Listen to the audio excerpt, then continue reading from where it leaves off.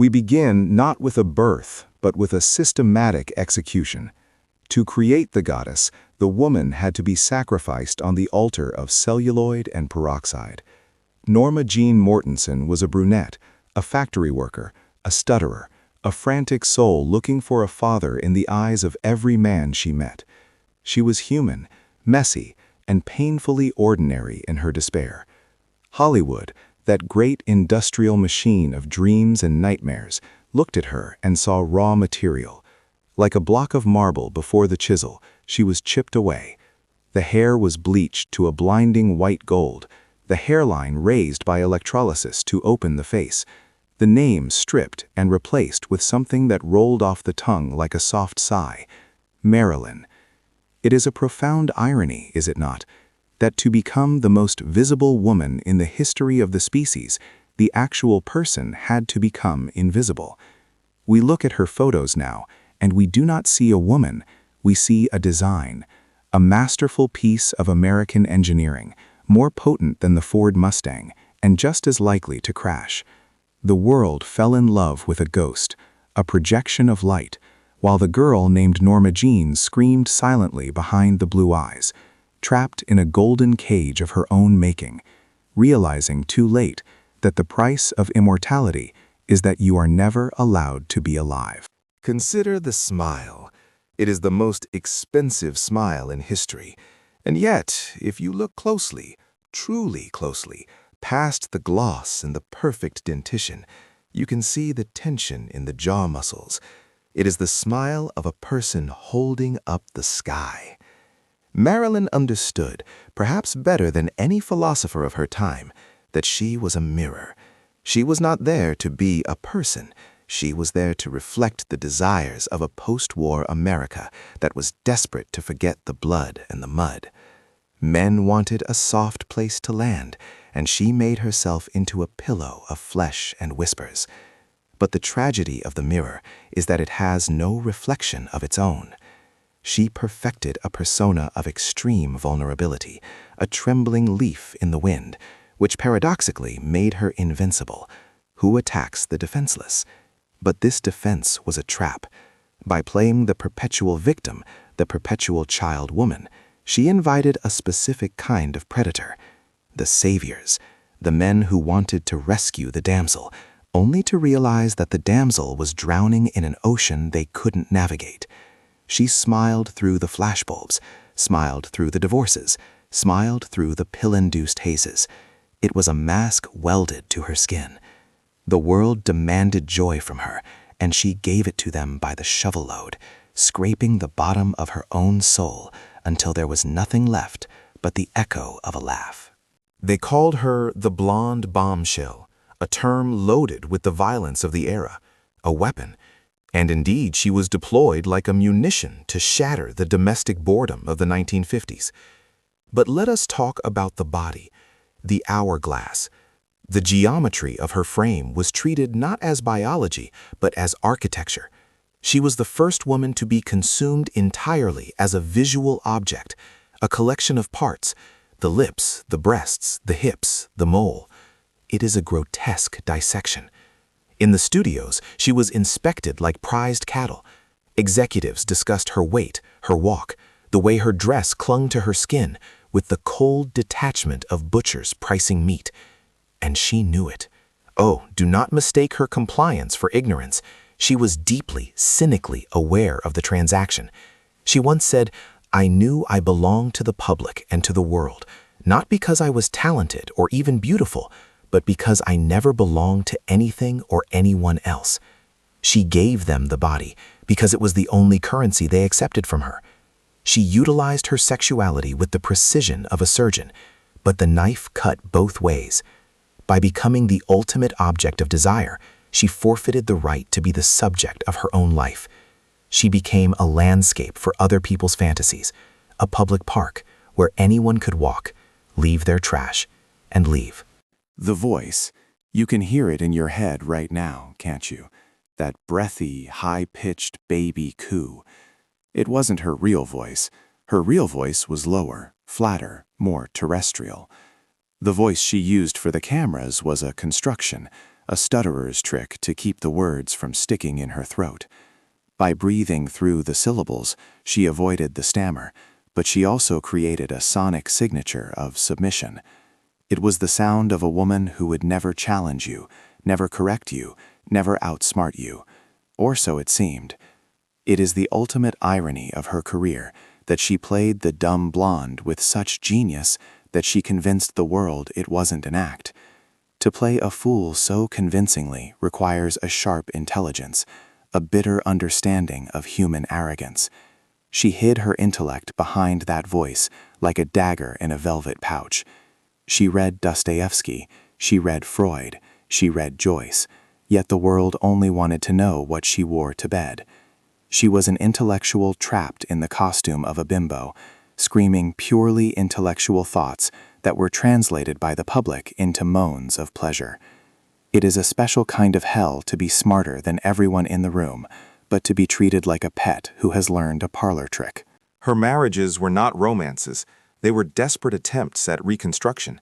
She sought men who possessed what she felt she lacked. Joe DiMaggio, the silent giant of American sport, offered physical strength and traditional protection.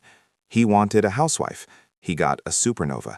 He tried to contain a nuclear explosion in a kitchen, and his rage at her public consumption was the rage of a man who owns a masterpiece but hates that others can see it. Then came Arthur Miller, the brain, the playwright. She thought if she married the mind, she would gain the respect. She wanted to be saved by his words, to be written into a better character than the one Hollywood had scripted for her. But Miller, too, cannibalized her. He used her pain for his art, notably in The Misfits. He observed her unraveling with a notebook in hand. She looked for fathers in her husbands, but she found only critics and jailers. Every marriage was a collision of mythologies, the athlete and the goddess, the intellectual and the icon. These unions were doomed because a symbol cannot marry a man. A symbol has no edges to hold on to.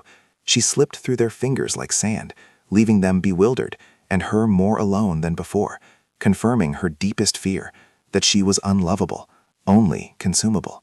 Let us deconstruct the most famous image of the 20th century, the 7-year itch, the subway grate, the white dress, the updraft. It is framed as a moment of whimsical accident, a breeze catching a girl unaware. In reality, it was a circus. It was staged on Lexington Avenue at 2 a.m.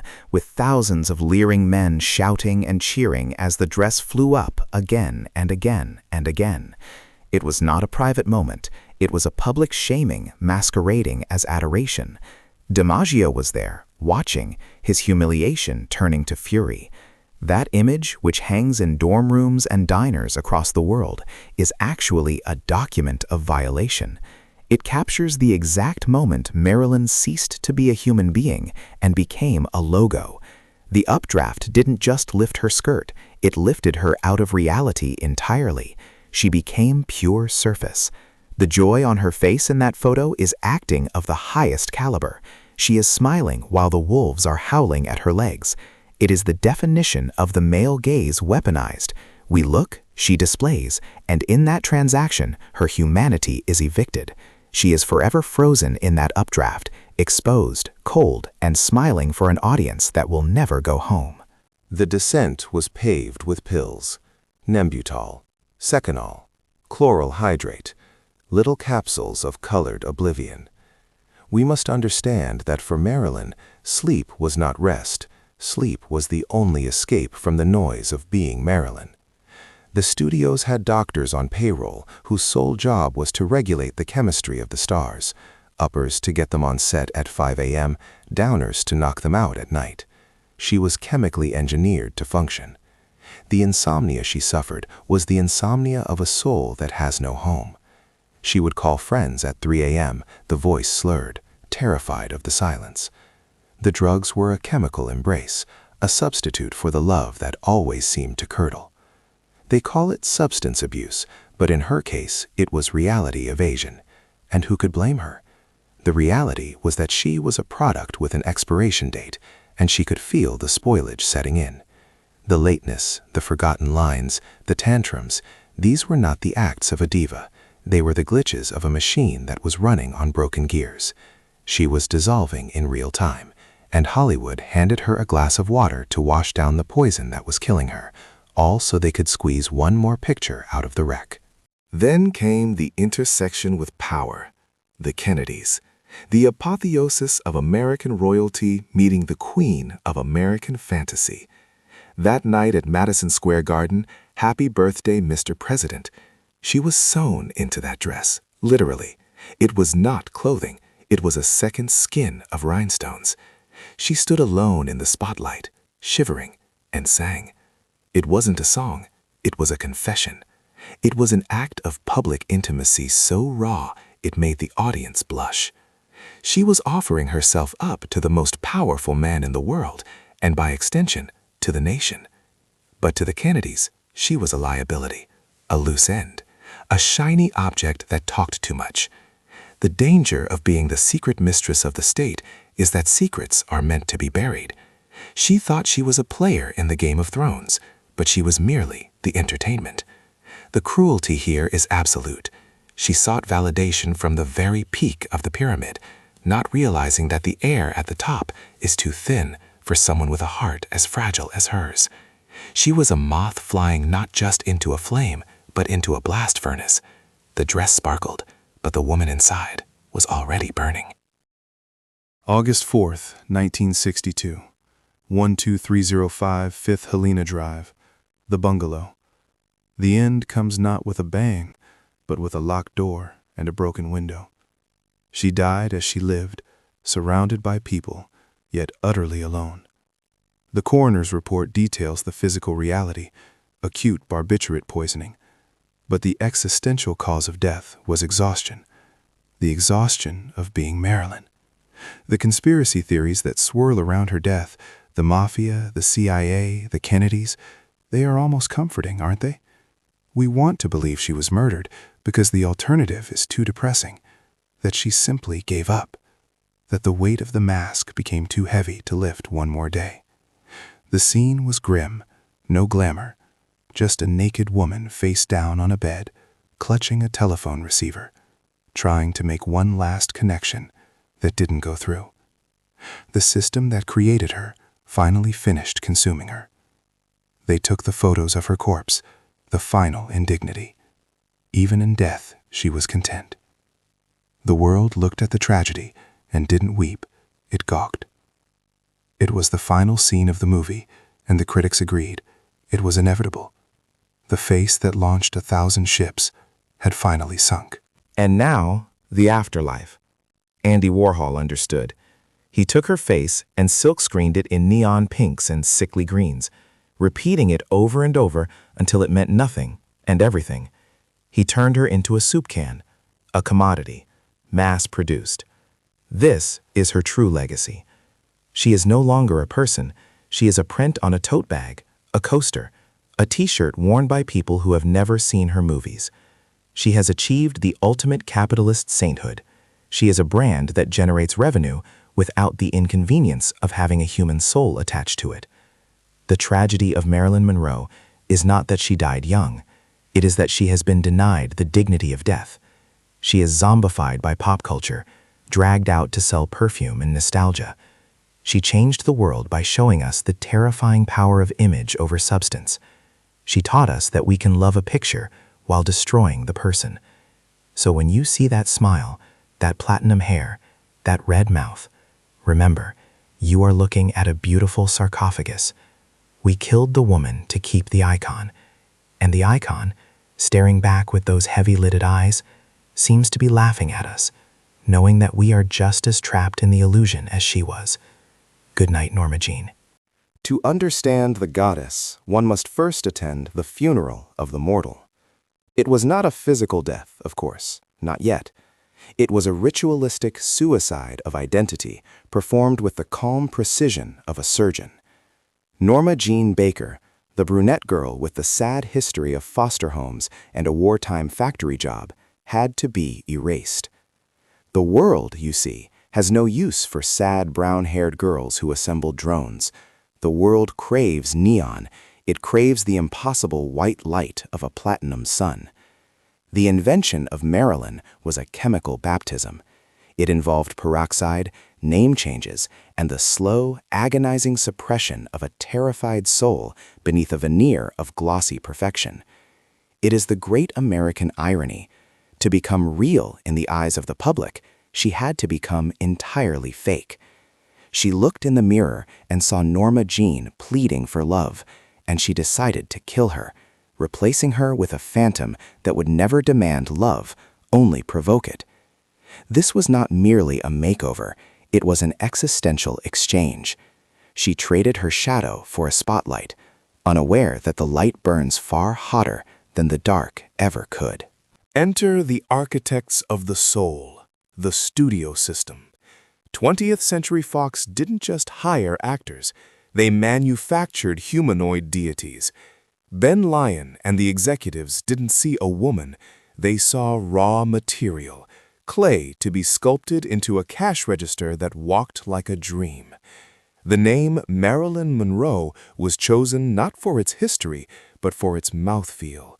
Marilyn flows like a soft sigh, a whisper in the dark. Monroe anchors it with a patrician solidity, a lie of lineage. It is a double M, a brand logo designed to look good on a marquee. They fixed her teeth. They reshaped her hairline. They taught her that her natural voice was a mistake. Observe the cynicism of the creation. Men in gray suits, smelling of cigars and stagnation, deciding exactly what the ideal woman should look like, effectively coding an algorithm for desire long before computers existed. She was the first open-source software for male fantasy, patched and updated by executives who viewed her humanity as a bug in the system. She signed the contracts, smiling that terrified smile, selling the rights to her own face, unknowingly agreeing to become a prisoner in a jail built of celluloid. Let us discuss the engineering of the look. It is a mistake to think Marilyn was simply born beautiful. No, she was a technician of the face. She studied the mirror like a cartographer mapping a new world.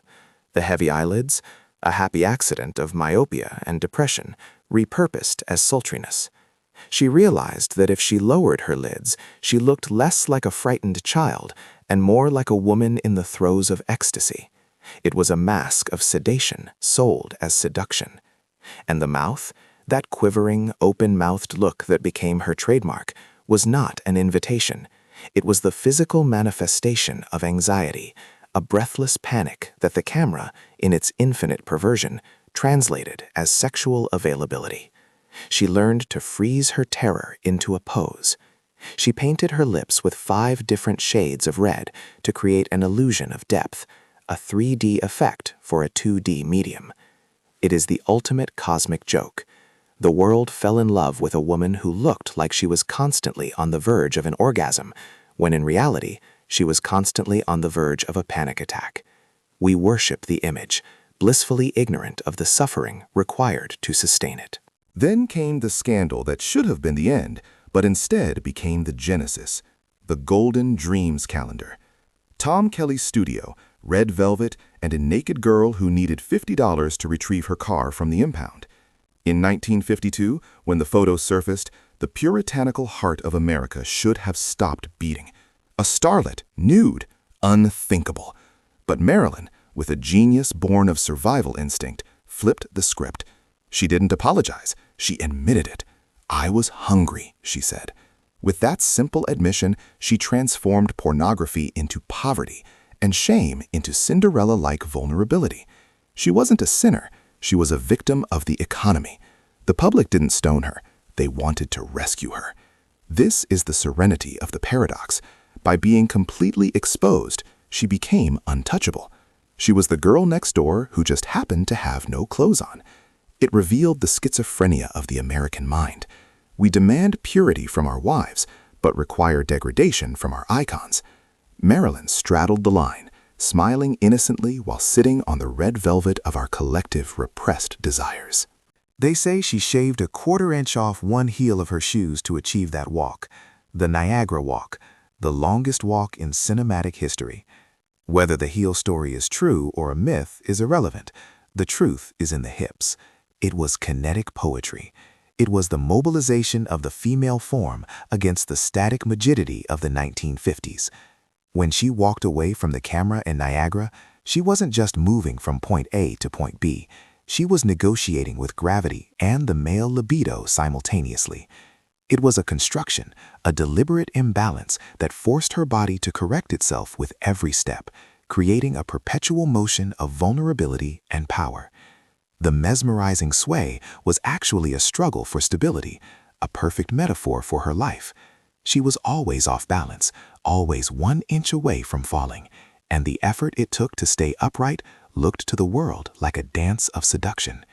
We watched a woman struggling to walk in a world not designed for her, and we called it sex appeal. The cruelty of the viewer is that we enjoy the wobble, provided the collapse happens off-screen. The voice. Listen to it. That breathy baby doll whisper. It was the auditory equivalent of a velvet cage. In Gentlemen Prefer Blondes, she perfected the archetype that would both make her and destroy her, the dumb blonde. But watch closely. Lorelei Lee is not stupid. She is a capitalist shark disguised as a plush toy. Marilyn played the fool with the intelligence of a grandmaster. She understood that in a patriarchal society, a woman with a brain is a threat, but a woman with a child's voice and a woman's body is a toy. So she played the toy. She weaponized incompetence. "I can be smart when it's important," she says, "but most men don't like it." That line is not a script. It is a confession. The tragedy is that the mask grew onto the face. The world refused to believe that the woman acting the part of the ditz was actually reading Dostoevsky in her dressing room. She was trapped in the echo chamber of her own invented voice, a prisoner of a pitch and timbre designed to comfort insecure men. The collision of gods, Marilyn Monroe and Joe DiMaggio, the baseball king and the cinema queen. It was the romance the magazines demanded, a merging of America's 2 favorite pastimes, sports and sex. But it was a doomed geometry. DiMaggio wanted a traditional Italian housewife who would cook spaghetti and stay out of sight. He married Marilyn Monroe expecting Norma Jeane. The friction was inevitable. The famous subway grate scene in The 7-Year Itch was the breaking point. As the air blew her white dress up, exposing her legs to the cheering crowd and the hungry cameras, DiMaggio watched from the sidelines, his face a mask of rage. He saw his wife becoming public property. He didn't understand that she was public property. That was the contract she signed. The violence that followed in their hotel room was the sound of a man trying to beat the Marilyn out of the woman, trying to reclaim a privacy that had long ago been sold. It is the dark side of the American fairy tale. The prince doesn't want the princess to be magical. He wants her to be obedient. She did the unthinkable. She went on strike. The dumb blonde proved to be a shrewd negotiator. She fled Hollywood for New York, breaking her contract with Fox, demanding not just more money, but respect. She formed Marilyn Monroe Productions, a woman in the 1950s declaring ownership of her own image. It was a rebellion of the object against the owner. She scrubbed the makeup off her face and joined the actor's studio. She sat at the feet of Lee Strasberg, desperate to learn the method. Imagine the scene. The most famous face in the world sitting on a dusty folding chair, trying to feel the pain of a sensory memory, trying to be ugly. She wanted to tear down the goddess she had built and find the human underneath. She wanted to be an artist. The industry laughed. They didn't want an artist, they wanted the product. But for a brief, shining moment, she held the whip. She proved that without the battery, the machine doesn't run. It was a brave, desperate attempt to buy back her own soul with the currency of her fame. Arthur Miller, The Egghead and the Hourglass. If DiMaggio was the body, Miller was the mind. She married the playwright as if marrying him would infuse her with his intellect by osmosis. She wore glasses, she read Ulysses on the beach, a photo that remains one of the most poignant images of her life. Was she reading it? Did she understand it? It doesn't matter. The yearning was real. She was a woman drowning in superficiality, clutching at heavy books like life rafts. She wanted to be taken seriously so badly that it hurts to watch. But Miller, the intellectual, eventually committed the same crime as the others. He objectified her. He wrote The Misfits for her, a film that essentially eulogized her while she was still alive, displaying her fragility for the screen. He observed her pain and turned it into dialogue. She sought a teacher, but she found another exploiter, one who used words instead of cameras. She realized that even the smartest man in the room looked at her and saw only a reflection of his own needs. By the end of the 1950s, the golem was complete, and it was out of control. The invention of Marilyn had succeeded too well. The creature was more powerful than the creator. Norma Jeane was now a ghost haunting her own body. She would look in the mirror and not recognize the painted doll staring back. She spoke of Marilyn in the third person, as if she were a suit to be zipped up. "I have to go be her now," she would say. The pills, the champagne, the chronic lateness, these were not just bad habits. They were the glitches of a system running at incompatible speeds. The world demanded the goddess, eternal, smiling, sexual, available. But the human host was dying of exhaustion. She had invented the perfect woman, and in doing so, she had rendered herself obsolete. The tragedy of Marilyn Monroe is not that she died, it is that she was never truly allowed to live. She was a canvas upon which we painted our fantasies, and the paint was toxic. We invented Marilyn, and then we watched her suffocate under the weight of our invention. To understand the prisoner, one must first admire the architecture of the prison. In the early 1950s, Hollywood was not merely a dream factory. It was a plantation with better lighting and significantly more expensive wardrobe budgets. The studio system, that great grinding machine of American capitalism, viewed human beings as livestock. You were bought, branded, and sold. Your soul leased out on a 7-year contract with options to renew if you were obedient and options to destroy you if you were not. Marilyn Monroe, the golden calf of 20th Century Fox, was the most lucrative product on the assembly line. But here lies the delicious irony that the executives, in their infinite cigar-chomping wisdom, failed to grasp. You cannot market a woman as a mindless object of desire without eventually forcing her to realize she has a mind. They paid her a pittance compared to the millions she raked in for the studio gods. She was the goose laying golden eggs, locked in a cage she was rapidly outgrowing. The executives looked at her and saw a body. She looked in the mirror and saw a corporation that she didn't own. It is a fundamental truth of the human condition that we resent the chains we can feel, but we absolutely despise the chains that pretend to be jewelry.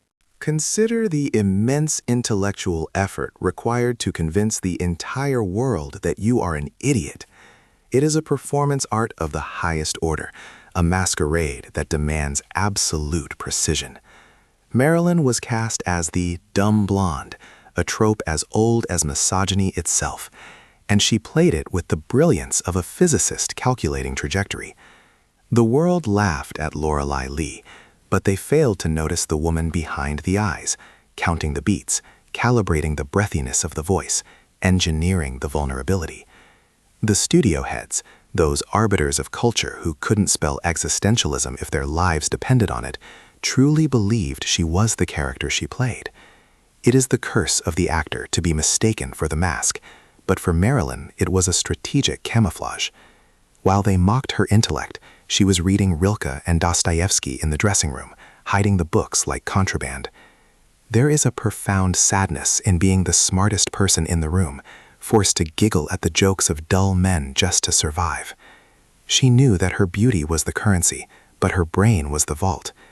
The tragedy, of course, is that the world prefers the vault to remain locked. We like our icons flat, simple, and silent. Complexity ruins the fantasy. Then came the moment of rupture, the inevitable snap of the tether. In 1954, Marilyn did the unthinkable. She said no. In the vocabulary of the studio system, no was a blasphemy, a heresy punishable by suspension, litigation, and career execution. Darrell F. Zanuck, the king on his celluloid throne, commanded her to star in another mindless musical, The Girl in Pink Tights. The script was garbage, the pay was insulting, and the premise was exhausted. Marilyn simply didn't show up. It is a beautiful thing to witness the panic of powerful men when their property develops a will of its own. They suspended her, of course. They threatened to destroy her. They leaked stories to the press, painting her as ungrateful, difficult, a spoiled child. But Marilyn understood something fundamental about power dynamics. If you are the only one selling water in a desert, you don't have to be polite about the price. She was the water. Fox was the desert. She realized that walking away is the only true negotiation tactic available to the oppressed.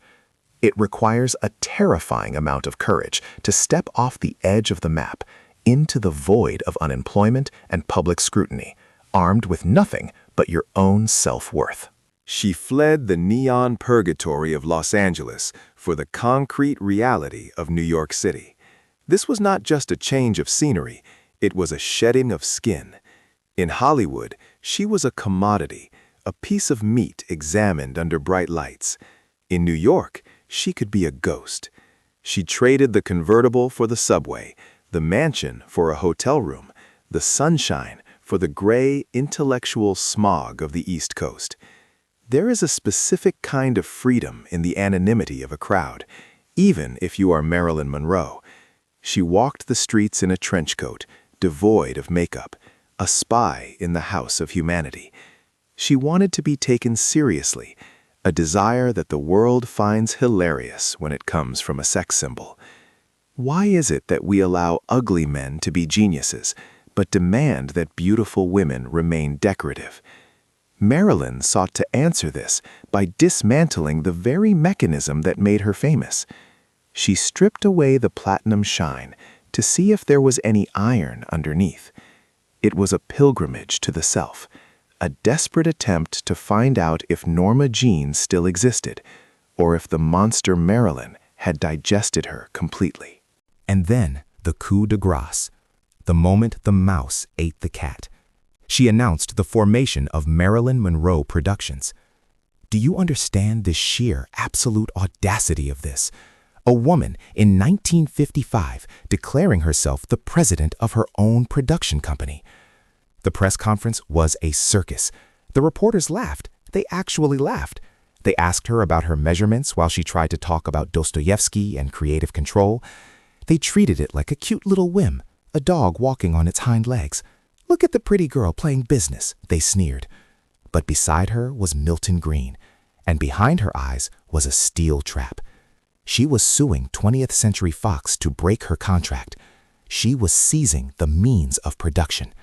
It is the ultimate capitalist revenge, to incorporate yourself, to stop being the product and start being the boss. The industry predicted her failure within a month.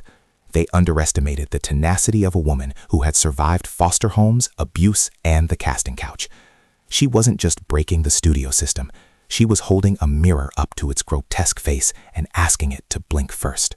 In her quest for substance, she entered the temple of the method, the actor studio. Lee Strasberg, the high priest of emotional memory, became her new father figure, because Marilyn collected father figures like some people collect stamps, hoping one of them would eventually have value.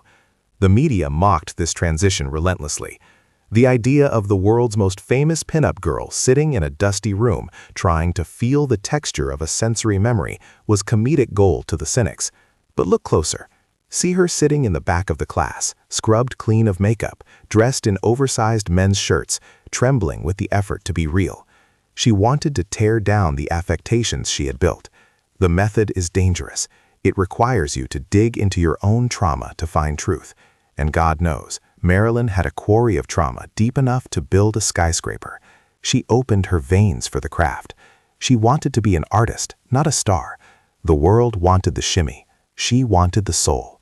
It is a heartbreaking dichotomy, the struggle to be respected for your pain, when everyone only wants to pay for your pleasure. Let us pause to contemplate the photograph of Marilyn reading James Joyce's Ulysses. It is one of the most subversive images of the 20th century, not because she is naked, but because she is thinking. The public cognitive dissonance was deafening.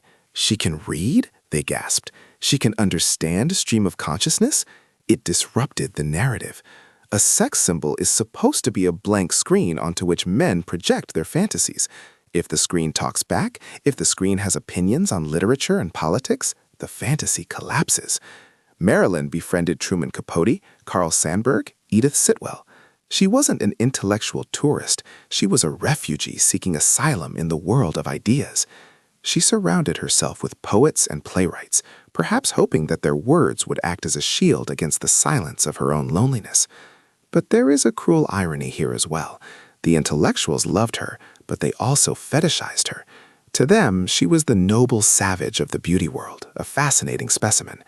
She escaped the objectification of the studios only to fall into the objectification of the intelligentsia. Different cage, smarter keepers. Eventually, the giants fell. 20th Century Fox, bleeding money without their star attraction, surrendered. It was a victory so total it should be studied in military academies. They gave her a new contract, a higher salary, the right to choose her directors, the right to choose her cinematographers, and most importantly, the right to make films for her own production company. She returned to Hollywood not as a prodigal daughter, but as a conquering queen. She made Bus Stop, a film where she deliberately played against type, using a thick Ozark accent, messy hair, and bad lighting. She forced the audience to look at the character's pathetic desperation rather than the actress's glamour. The critics were stunned. Marilyn Monroe can act, they wrote, with the surprise of someone discovering that a dog can do calculus. It was her vindication. She had proven that the dumb blonde was a role, not a reality. But victory in Hollywood is always Pyrrhic. You win the battle, but the war creates scar tissue that never heals. She had the power now, yes, but power is a heavy coat to wear when you are already shivering from the cold winds of insecurity. The apotheosis of her rebellion was The Prince and the Showgirl, the first production of her own company. She hired Grandmaster Laurence Olivier to direct and co-star. It was meant to be the marriage of Hollywood glamour and British prestige. Instead, it was a collision of matter and antimatter. Olivier, the technician, despised Marilyn, the method actor. He wanted her to be sexy. She wanted to find the motivation for the sexiness. The friction was agonizing. Here she was, the boss, the producer, technically Olivier's employer, yet he treated her with the condescending pat on the head reserved for naughty children. It revealed the limits of her structural victory. You can change the contracts, you can own the company, but you cannot legislate respect. The patriarchy is not a building you can burn down. It is a ghost that haunts the machinery. Marilyn was frequently late, drugged, terrified, paralyzing the set with her neuroses. This wasn't unprofessionalism born of arrogance. It was the paralysis of a woman trying to carry the weight of her own myth while simultaneously trying to destroy it. She was trying to fly the plane while rebuilding the engine. So, what is the final accounting of this rebellion? Marilyn Monroe broke the studio system. She shattered the mold of the contract player. She paved the road for every actress who later demanded equal pay, creative control, and the right to be human. She was the first to realize that in the economy of desire, the object of desire holds the ultimate leverage if she dares to use it. But let us not wrap this in a tidy, triumphant bow. That would be dishonest.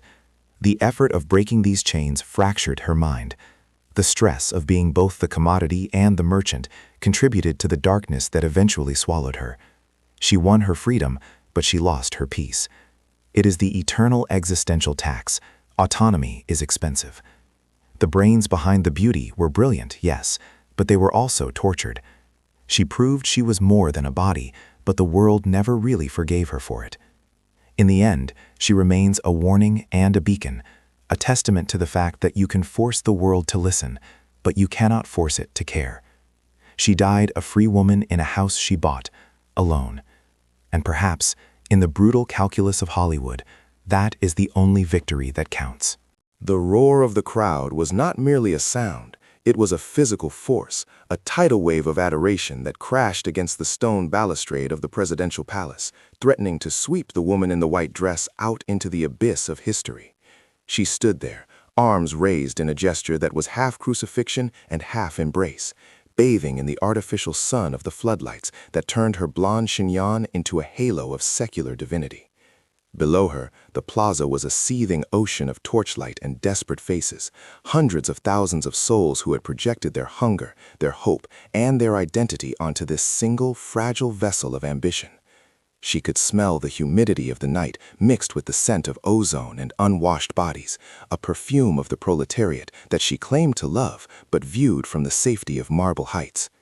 Every muscle in her body ached from the performance of power, the rigid posture required to maintain the illusion of a tireless mother to the nation. Yet her smile remained frozen, a porcelain mask that hid the calculating mind, assessing the turnout, the energy, and the political capital being minted in this chaotic forge. To her right, in the shadows, her husband watched not with the eyes of a lover, but with the scrutiny of a general assessing a strategic asset, knowing that without her incandescent glow, his own authority was merely a collection of medals and cold statutes. Once the heavy velvet curtains were drawn, shutting out the cacophony of the worshipping masses, the transformation was instantaneous and terrifying. The goddess collapsed into the mortal, her body sagging under the weight of the diamonds and the silk that had served as her armor just moments before.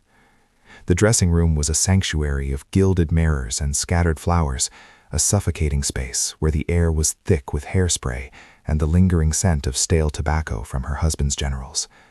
She sat before the vanity, staring at her reflection as if interrogating a stranger, tracing the deepening lines around her eyes that the stage lights had mercifully bleached away. Her hands, usually so steady when waving to the multitudes, trembled as she reached for a glass of water, the crystal chinking against her teeth in a rhythm of exhaustion. The door creaked open, admitting the man who was legally her husband, but politically her handler. He did not offer comfort, but rather a critique of the performance, his voice a drone of logistics and polling numbers that scraped against her frayed nerves. In this private silence, the love story sold to the magazines dissolved into a transactional arrangement, a cold partnership where affection was rationed like bread in wartime, and intimacy was merely another scheduled appointment in a diary written in blood and ink. The charity gala was a theater of cruelty disguised as benevolence, a glittering assembly of the nation's oligarchy who had come to inspect the woman they privately despised but publicly feared. Chandeliers the size of small cars dripped crystals above the heads of women in Parisian couture and men in tailored tuxedos, the clinking of champagne flutes masking the venomous whispers that circulated like a contagion. She moved through the room not with the grace of an aristocrat, but with the defiant prowl of a survivor who knows the cost of every canapé on the silver trays. Every handshake was a skirmish, every polite nod a parry in a duel of social standing. She knew they mocked her origins, her accent, and her past, yet they fawned over her power, bending the knee to the influence she held over the chaotic streets outside. The camera flashes were blinding staccato bursts that froze these moments of hypocrisy in time, capturing the forced smiles of the high society matrons who grasped her hand while their eyes screamed judgment. She felt the bile of resentment rise in her throat, a desire to overturn the tables and scream the truth of their corruption. But instead, she tightened her grip on her husband's arm, her fingernails digging into his uniform, channeling her rage into a radiant, terrifying smile that dared anyone to challenge her reign. In the smoke-choked back rooms of the Capitol, far from the adoration of the plaza and the glitter of the ballroom, the machinery of opposition was grinding into gear. The scene was a study in shadows and malice, where men with gray faces and gray suits sat around a mahogany table, their fingers stained with ink and nicotine. They were the old guard, the bishops, the admirals, and the land barons who saw in her rise not a fairy tale, but a monstrous usurpation of the natural order. Maps of the city were spread out like autopsy reports, marked with red circles where her influence was strongest, treating her popularity as a disease that needed to be excised before it became terminal. The air was heavy with the smell of cigars and conspiracy, the low murmur of voices plotting the dismantling of a legend. They spoke of her not as a woman, but as a phenomenon, a dangerous anomaly that had bewitched the mob and neutered the state. They knew they could not attack her directly. She was too beloved, too insulated by the wall of human bodies that worshipped her. So they planned to rot the foundation from within, to attack her reputation with rumors, to starve her charities of funds, and to wait for the inevitable crack in the porcelain facade that fame always exacts as its price. The first sign of the end came not with a bang, but with a sudden, sickening vertigo that turned the world on its axis during a routine ribbon-cutting ceremony. The sun was a relentless hammer beating down on the asphalt, and the cheers of the crowd seemed to stretch and warp into a grotesque, slow-motion roar. She felt the strength drain from her legs, as if a plug had been pulled, the color draining from the world until everything was a washed-out gray. The collapse was swift. One moment she was the upright symbol of national vitality, and the next she was a heap of silk and limbs on the dusty ground, surrounded by a panic of bodyguards and aides. The diagnosis, delivered later in the hushed, sterile sanctity of the presidential suite, was a death sentence written in Latin medical terms that sounded like curses. The doctor, a man whose hands were colder than the stethoscope he wielded, avoided her eyes as he spoke of aggressive cells and limited time. She sat on the edge of the bed, half-dressed, listening to the ticking of the clock, which had suddenly transformed from a measure of time into a countdown. The denial was instant and violent. She could not be dying, not when there was so much left to conquer, not when the people still needed her, but the dull, gnawing pain in her abdomen was a truth that no amount of propaganda could silence. Despite the fire ravaging her insides, the political tour continued, a macabre caravan of desperation masquerading as a victory lap. The train rattled through the countryside, a steel serpent cutting through the poverty-stricken heartland, carrying the dying idol to every dusty station and village square. Inside her private carriage, the air was thick with the smell of medicinal ether and heavy perfumes, used to mask the scent of sickness. She was painted like a doll before every stop, layers of foundation applied to hide the waxen pallor of her skin, rouge dragged across cheeks that had lost their natural bloom. When the train slowed, she was hoisted up, fueled by morphine and sheer willpower, to stand in the doorway and wave to the peasants who ran alongside the tracks, reaching for her hem as if it were the shroud of a saint. It was a grotesque pantomime of vitality. Her smile was a rictus of pain, her arm a mechanical lever operated by deity rather than joy. She saw the hope in their eyes and felt a profound, crushing guilt, knowing that she was a ghost haunting her own life, promising a future she would never live to see, selling them a dream while her own reality was a nightmare of biological betrayal. The confrontation in the presidential palace was inevitable, a collision of two egos terrified of the encroaching dark. The room was vast and cold, filled with the shadows of the night, as husband and wife finally stripped away the pretenses of their public alliance. He needed her to campaign, to shore up the crumbling support for his regime, viewing her body as a tool that must be utilized until it broke completely. She, ravaged by pain and the clarity that comes with mortality, screamed for rest, for dignity, for a moment of peace before the end. Their voices echoed off the high ceilings, a bitter symphony of accusations. He accused her of softness, of abandoning the cause. She accused him of parasitism, of feeding off her light until there was nothing left but a husk. It was the tragic climax of a love affair that had been consumed by the very fame they had sought. They stood on opposite sides of the room, separated not just by the Persian rug, but by a chasm of resentment. He saw a fading asset. She saw a man who loved the legend more than the woman. In that moment, the power dynamic shifted. She realized that in her dying, she held the ultimate trump card. Without her, he was nothing, and her death would be a martyrdom he could never compete with. The final broadcast was the theater of the absurd at its most poignant, a masterclass in the manipulation of mass emotion. The microphone stood before her like an executioner's block, a chrome instrument that would transmit her failing voice to millions of radios across the nation. She was propped up by pillows, hidden behind a desk to conceal her emaciated frame, the script trembling in her skeletal hands. The technicians moved with the reverence of altar boys, adjusting the lights to soften the hollows of her face, filtering the harsh reality into a soft focused dream. When the red, on-air light flickered to life, she summoned a strength from the marrow of her bones, her voice initially cracking before finding the resonant, hypnotic timbre that had seduced a country.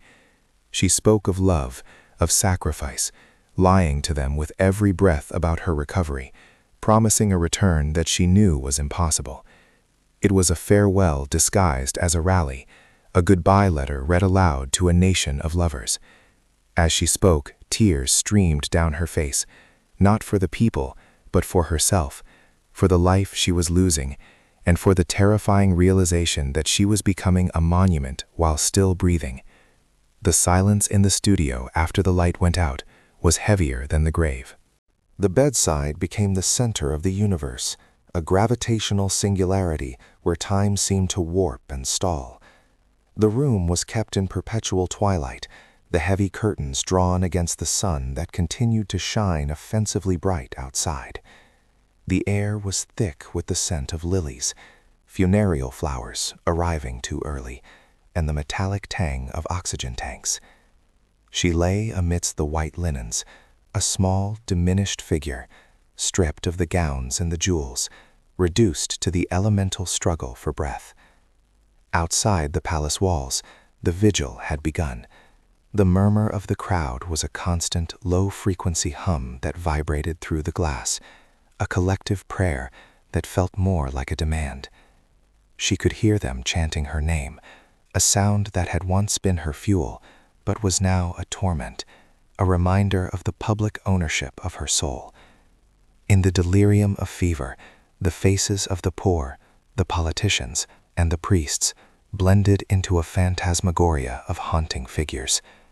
She was utterly alone in the crowded room, isolated by the unique solitude of the dying icon, realizing that all the adoration in the world could not purchase a single extra minute of life. When the announcement finally came, it felt as though the sky itself had collapsed. The rain had started hours before, a weeping monsoon that turned the city gray and slick, as if the elements were participating in the state-sanctioned grief. The radio announcer's voice broke, a rare crack in the professional facade, as he read the prepared statement that declared the spiritual leader of the nation had entered immortality. In the streets, the reaction was immediate and visceral. Traffic stopped, drivers abandoning their cars in the middle of avenues to weep on the asphalt. Women fell to their knees in the mud, clutching rosaries and photographs, wailing with a grief that was primal and terrifying. It was a mass hysteria, a collective psychic break where the death of one woman signified the death of hope for millions. The city's heartbeat arrested, shops shuttered, cinemas went dark, and the only sound was the cacophony of sorrow rising from the pavements to the penthouses. The myth had been sealed. By dying young, she had escaped the ravages of age and political failure, freezing herself forever in the amber of tragedy. The state funeral was a spectacle of pharaonic proportions, a final pageant of power where the corpse was the star attraction. The coffin, draped in the national flag and heaped with orchids, moved slowly through the boulevards on a gun carriage, pulled by soldiers who marched with the synchronized precision of automatons. Millions lined the route, a black river of mourning humanity that stretched to the horizon, throwing flowers that paved the street in a crushed carpet of petals. It was grotesque and magnificent, a display of necropolitics where the government cannibalized the grief of the people to cement its own legitimacy. The silence was punctuated only by the slow beat of muffled drums and the sobbing of the crowd, a sound that rolled like thunder. The cameras captured every angle, broadcasting the funeral to a world that watched with a mixture of awe and horror. She was no longer a person. She was a relic, a saint, a brand to be preserved and worshipped. The sheer scale of the event dwarfed the human tragedy, turning a woman's death into a monument of the regime, her body a final offering on the altar of fame. In the aftermath, the palace was a tomb, echoing with the silence of the void she left behind. The husband stood alone in the great hall, staring up at a massive oil portrait of her, painted when she was at the zenith of her beauty and power. The eyes in the painting seemed to mock him, immortal and vibrant, while he stood there, aging, diminished, and terrifyingly mortal. The crowds had dispersed, leaving behind mountains of rotting flowers and the wet debris of mourning, but the ghost of her fame remained, heavier than the stone of the palace walls. He realized then the true price of their ambition. He had survived, but he was merely the widower of a deity, a footnote in the shining chapter of her legend. The politics would continue, the maneuvering and the betrayals, but the magic was gone, extinguished with her breath. The room grew dark as the sun set, leaving him in the shadow of her image, trapped in the legacy they had built together, a prisoner of the myth that would now consume him and the nation for generations to come. Consider the apotheosis of the blonde myth through the silkscreen mechanical reproduction of Andy Warhol. The image is ubiquitous, a neon-soaked deity that transcends the human woman who breathed, suffered, and bled. In these Technicolor repetitions, we see the very architecture of modern fame being constructed, a flat, reproducible surface that reflects our own consumerist desires rather than the soul of the subject. She is no longer Norma Jeane Baker in these frames. She has been transmuted into a semiotic vessel, a logo as recognizable as the Golden Arches or the Coca-Cola script. Yet beneath the saturated turquoise eyeshadow and the violent red lips of the pop art industrial complex, the ghost of a real woman lingers, trapped in the amber of our collective obsession. This scene is not merely about art history. It is about the moment a human being was converted into a currency, a visual token exchanged endlessly in the marketplace of cultural memory. We stare at the multiplication of her face and realize that the sheer volume of images has not brought us closer to her truth, but has instead built a fortress of iconography that keeps the reality of her pain at a comfortable aesthetic distance. She is the first avatar of the 20th century, the blueprint for every celebrity who has since been devoured by the very machinery that elevated them, making her relevance not just historical, but urgently contemporary. To understand why she remains immortal, we must dissect the alchemical process of her creation, the deliberate, painstaking bifurcation of self between Norma Jeane and the entity known as Marilyn. This was not merely a stage name. It was a total reconstruction of the self, a suit of armor forged from platinum hair dye, heavy makeup, and a breathy, carefully modulated vocal timbre. Every morning was a ritual of dissociation, where the frightened, abandoned child painted on the confident smile of the sex goddess. The tragedy that resonates with the modern audience is this duality, the exhaustion of performance. In an era where we all curate digital avatars for social media, presenting a polished facade while hiding our internal anxieties, Marilyn is the patron saint of the curated self. She understood, decades before the internet, that to be loved by the masses required the sacrifice of authenticity for the sake of an idealized projection. We watch her applying the eyeliner, the beauty mark, and we see the labor involved in being her. It is this visible seam between the woman and the myth that makes her so devastatingly human. She was the architect of her own objectification, a genius of self-invention who ultimately became trapped inside the masterpiece she built, unable to unzip the costume without disappointing millions who only wanted the fantasy. The white dress billowing over the subway grate is perhaps the most recognizable silhouette in cinema history, yet it serves as a litmus test for the cultural gaze. For decades, it was viewed purely as a moment of titillation, a happy accident of wind and exposure that cemented her status as a sex symbol. However, looking back through the lens of modern feminist theory and the post-#MeToo landscape, the scene takes on a darker, more complex hue. We see the crowds of men watching, the roar of the subway beneath, representing the subterranean id of a repressed society, and in the center, a woman managing the chaos of her own exposure. She is not merely a passive victim of the male gaze, she is negotiating with it, smiling through the invasion of privacy, turning a moment of vulnerability into a weapon of mass distraction. Why does she still matter? Because she embodies the eternal paradox of female sexuality in the public sphere, the demand to be desirable, but the punishment for being desired. She stands at the intersection of empowerment and exploitation, a place where many women still find themselves today. Her laughter in that scene is a deflection, a shield against the predatory nature of the industry that surrounded her, making the image a testament to her resilience rather than just her anatomy. Hidden beneath the peroxide and the pin-up poses lay an intellectual hunger that the world aggressively ignored, a facet of her legacy that is only now being fully excavated. The public wanted a dumb blonde, but Marilyn was devouring James Joyce, Rilke, and Dostoevsky in the quiet corners of movie sets. Her personal libraries were vast, filled with heavily annotated volumes that reveal a mind searching desperately for meaning, structure, and understanding of the human condition. This disconnect between the perceived airhead and the closet intellectual is key to her enduring mystery.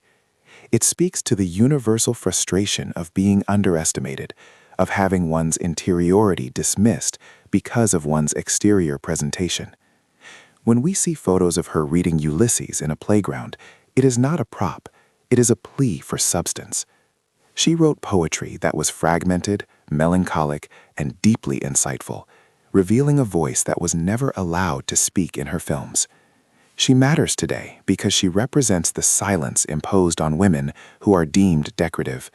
Her unfulfilled desire to be taken seriously as a thinker, not just a body, resonates with anyone who has ever felt their mind was invisible to a world obsessed with their surface. She was a poet, trapped in the body of a pinup. We must reckon with the sheer professional grit required to break the studio system's iron grip, a battle Marilyn fought with a ferocity that belies her soft image. She was one of the first women in Hollywood to start her own production company, a radical act of rebellion in the 1950s that terrified the male executives who viewed her as property. She walked away from Fox, moved to New York, and enrolled in the Actors Studio, submitting herself to the grueling psychological excavation of the method. This was not the behavior of a starlet content with fame. This was the work of a serious artist desperate for craft.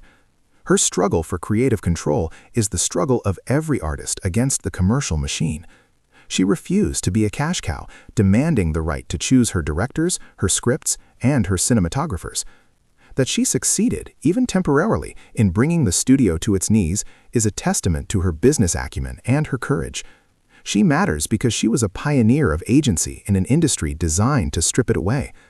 We look at her now not just as a tragedy, but as a labor activist for the soul, someone who risked everything to own her own image and talent, paving the way for the actresses of today who command producer credits and ownership stakes.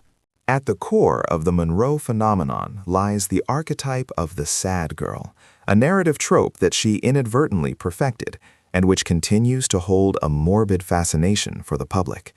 From her orphan beginnings as an unwanted child shuffled between foster homes to the global superstar who couldn't find lasting love, her life story plays out like a Dickensian tragedy wrapped in mink.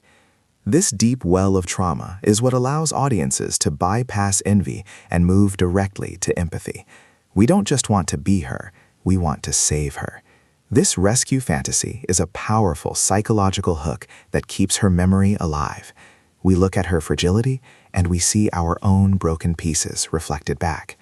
The vulnerability she projected was not an act. It was the leakage of a lifetime of abandonment. In a modern context, where mental health is finally being discussed openly, Marilyn serves as a historical case study of the damage fame can inflict on a fragile psyche. She is the patient zero of celebrity burnout. Her reliance on barbiturates and alcohol to numb the noise of her existence is a grim foreshadowing of the opioid crises and substance abuse battles that claim so many artists today.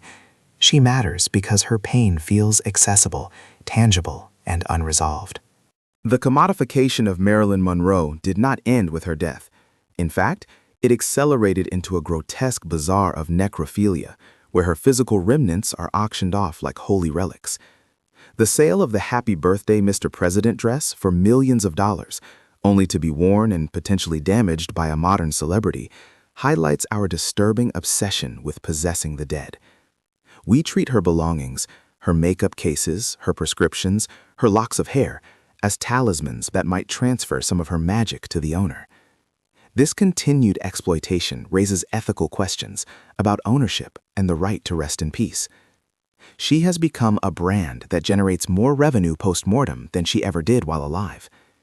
This scene investigates the machinery of her estate, the licensing of her image for everything from perfume to CGI holograms.